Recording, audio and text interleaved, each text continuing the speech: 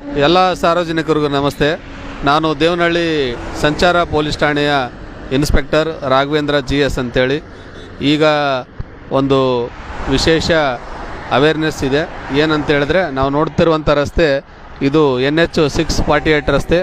ಇದರಲ್ಲಿ ಒಂದು ವಿಶೇಷವಾದ ಸವಲತ್ತನ್ನು ಮಾಡಿದ್ದಾರೆ. ಏನಂತ ಹೇಳಿದ್ರೆ, ವಾಹನ ಸವಾರರಿಗೆ, ವಾಹನ ಚಾಲಕರಿಗೆ ಮತ್ತು ಸಾರ್ವಜನಿಕರಿಗೆ NH ರಸ್ತೆಯಲ್ಲಿ ಏನಾದರೂ ತೊಂದರೆ ಆದಾಗ ಇಲ್ಲಿ SOS ಅಂತ ಮಾಡಿದ್ದಾರೆ.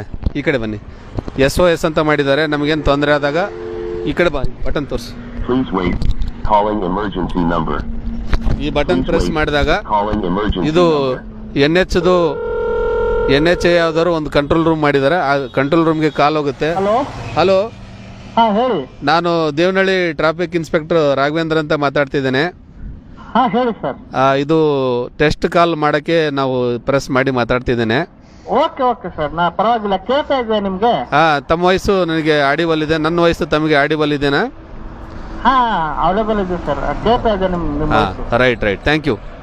Okay sir. ಓಕೆ, ನೋಡಿ, ನಾವು ಈ ಬಟನ್ ಪ್ರೆಸ್ ಮಾಡಿದಾಗ ಇದರಲ್ಲಿ ಇದು ಎಷ್ಟನೇ ಬಾಕ್ಸು ಅಂತ ಅವ್ರ ನಂಬರ್ ಕೊಟ್ಟಿದ್ದಾರೆ.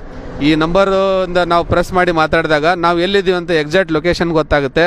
ಮತ್ತು ಇಲ್ಲಿ ಏನು ಮಾಡಿದ್ದಾರೆ, ಕ್ಯಾಮ್ರಾ ಹಾಕಿದ್ದಾರೆ ರೋಡಲ್ಲೆಲ್ಲ.